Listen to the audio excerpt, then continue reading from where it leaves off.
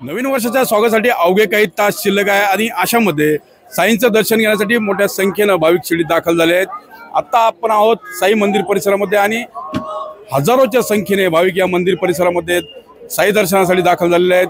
अनेक जण साई समाधीचं दर्शन घेत आहेत, गुरुस्थानचं दर्शन घेत आहेत, तो सोबत द्वारकामाई मंदिराचं देखील दर्शन घेत आहेत। आणि जे भाविक शिर्डीमध्ये दर्शनासाठी आलेले आहेत ते आपल्या कुटुंबाला व्हिडिओ कॉलद्वारे साईबाबांचं दर्शन घडवून आणतायत। खरं तर मोठी श्रद्धा साईबाबांच्या प्रती भाविकांची आहे आणि दरवर्षी साईबाबांच्या शिर्डीमध्ये नवीन वर्ष साजरं करावं यासाठी देशभरातून लाखो भाविक शिर्डीमध्ये दाखल होत असतात आणि पायी पालख्या देखील मोठ्या संख्येने दाखल झालेल्या आहेत। या साई मंदिराची जर आपण बघितली तर आकर्षक अशी विद्युत रोषणाई जी आहे ती करण्यात आली आहे।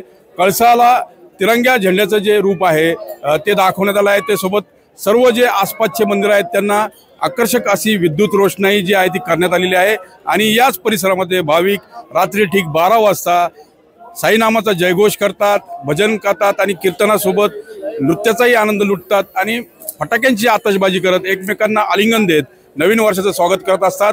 आता थोडाच अवधी जो आहे तो शिल्लक आहे आणि त्या अनुषंगाने भाविकांची गर्दी जी आहे, जी पावलं जी आहे भाविकांची ती साई मंदिराकडे पडायला सुरुवात झालेली आहे। चावडी मंदिर असेल किंवा द्वारकामाई मंदिर असेल या परिसरातलं हे दृश्य आहे आणि भाविकांच्या गर्दीनं अक्षरशः सर्व बाजारपेठा देखील फुलून गेलेल्या आहेत।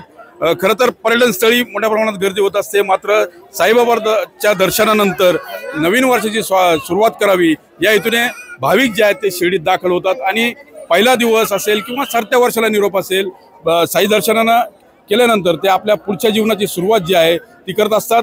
साईबाबांचा आशीर्वाद नवीन वर्षामध्ये मिळो अशी प्रार्थना जी आहे ते अनेक भाविक साईचरणी अर्पण करत असतात आणि नतमस्तक होत असतात। एकंदरीत एक उत्साही वातावरण जे आहे ते शिर्डीत पाहायला मिळते।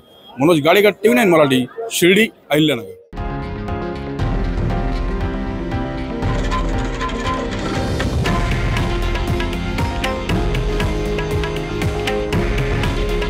हे आहे देशातील नंबर 1 न्यूज नेटवर्क आणि आपण पाहत आहात TV9 मराठी।